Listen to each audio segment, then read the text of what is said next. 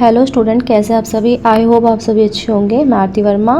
और जैसे कि आप सभी जानते हैं, इससे पिछली वाली वीडियो में हमने यूनिट 5 जो हमारी ऑर्गेनाइजिंग थी उसके हमने कई सारे टॉपिक कवर किए थे। ये फर्स्ट हमारा मीनिंग है, सेकंड उसके इम्पोर्टेंस है, फिर process, formal organization, informal organization, उसके एडवांटेज और उसके डिसएडवांटेज। एंड अब हम इस वीडियो में बात करने वाले हैं delegation, what is centralization and decentralizations. अब हम बात करते हैं meaning of delegation of authority. Delegation of authority क्या होती है? वैसे ही हमारी ऑर्गेनाइजेशन के प्रोसेस जो होते हैं, प्रोसेस है उसका एक इम्पॉर्टेंट पार्ट होता है। A manager no matter how capable he is can not manage to every task on his own.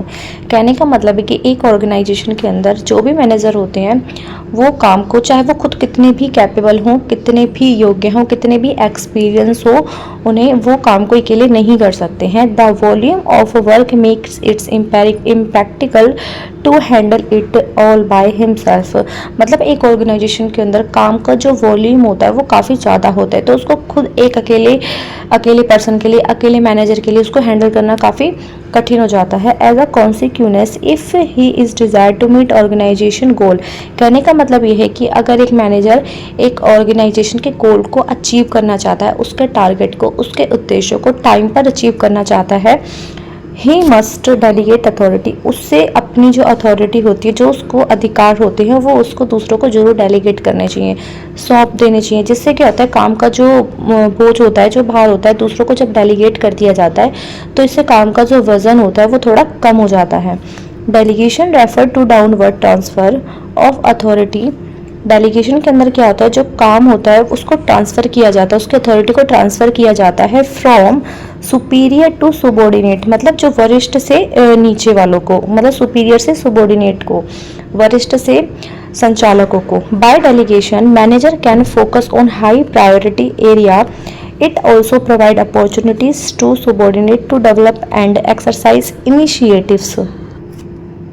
Delegation की हेल्प से जो मैनेजर होते हैं ऑर्गेनाइजेशन के, वो क्या करते हैं, ऑर्गेनाइजेशन में हाई प्रायोरिटी वाले एरिया की तरफ अपना ध्यान दे सकते हैं, जहाँ से ज़्यादा प्रॉफिट अर्न किया जा रहा है, ठीक है, वो उसकी तरफ अपने आप को अटेंशन दे सकते हैं। और डेलीगेशन क्या करता है, जो हमारे सबॉर्डिनेट होते हैं, जो हमारे संचालक होते हैं, उनके लिए मतलब उनके लिए काम करने की अपॉर्चुनिटीज़ भी प्रोवाइड कराता है और उनके परफॉर्मेंस को भी काफ़ी इम्प्रूव करता है। कहने का मतलब है, एक ऑर्गेनाइजेशन के अंदर डेलीगेशन की नीड उस टाइम पड़ती है जब एक मैनेजर के पास काम बहुत ज़्यादा हो जाता है। बहुत ही ज़्यादा काम होने के कारण क्या करता है, वो काम को खुद नहीं कर सकता, चाहे वो कितना भी कैपेबल हो, ठीक है। तो वो अपने काम को क्या करता है, खुद ना करके जो उसके सबॉर्डिनेट होते हैं वो उसमें डिवाइड कर देता है, ठीक है। तो इससे क्या होता है, थोड़ा काम का जो बोझ होता है वो उसका हल्का सा हो जाता है। ये जो डेलीगेशन है ना, इसके 3 फैक्टर होते हैं। पहला होता है रिस्पॉन्सिबिलिटी, सेकंड होती है अथॉरिटी एंड थर्ड होती है अकाउंटेबिलिटी। अब हम बात करते हैं सेंट्रलाइजेशन। सेंट्रलाइजेशन का मतलब क्या होता है, केंद्रीयकरण। कोई चीज़ जब सेंटर में है। Centralization and decentralization are related terms as an organization use both the policies. जो ये सेंट्रलाइजेशन जो एक ऑर्गेनाइजेशन होता है, जो एक संस्था होती है, वो सेंट्रलाइजेशन और डिसेंट्रलाइजेशन दोनों ही पॉलिसीज़ को यूज़ करती है, ठीक है। दोनों ही ज़रूरी है। सेंट्रलाइजेशन का मतलब क्या होता है कि कोई चीज़ जब सेंटर में है, और डिसेंट्रलाइजेशन का मतलब होता है जो चीज़ सेंटर में नहीं है, सभी के पास है। Centralization refers to concentration of power in few hands. जो सेंट्रलाइजेशन होता है, हमारा केंद्रीकरण होता है, इसका मतलब क्या होता है, जो एक ऑर्गेनाइजेशन की जो पावर होती है वो सिर्फ कुछ लोगों के हाथ में है। कुछ लोग जस्ट लाइक सिर्फ टॉप लेवल के जो टॉप लेवल के जो लोग होते हैं, जो मैनेजर होते हैं, जो भी हमारे संचालक होते हैं, बोर्ड ऑफ डायरेक्टर्स होते हैं, सिर्फ उन्हीं के हाथों में है। An organization is centralized when the decision making authority is in the hands of top level। कहने का मतलब ये है, सेंट्रलाइजेशन का मतलब ये होता है जब एक ऑर्गेनाइजेशन की डिसीजन मेकिंग पावर जो होती है, जो डिसीजन लेने की जो पावर होती है, वो सिर्फ टॉप लेवल के हाथ में होती है और किसी के हाथ में नहीं होती, ठीक है। जब पावर सेंटर में होती है तो इसको हम बोलते हैं सेंट्रलाइजेशन। दिस मीन मतलब केंद्रीयकरण, ठीक है। जब जो डिसीजन लेने की पावर होती है वो सिर्फ एक के पास है, सिर्फ टॉप मैनेजर के पास, टॉप लेवल के पास।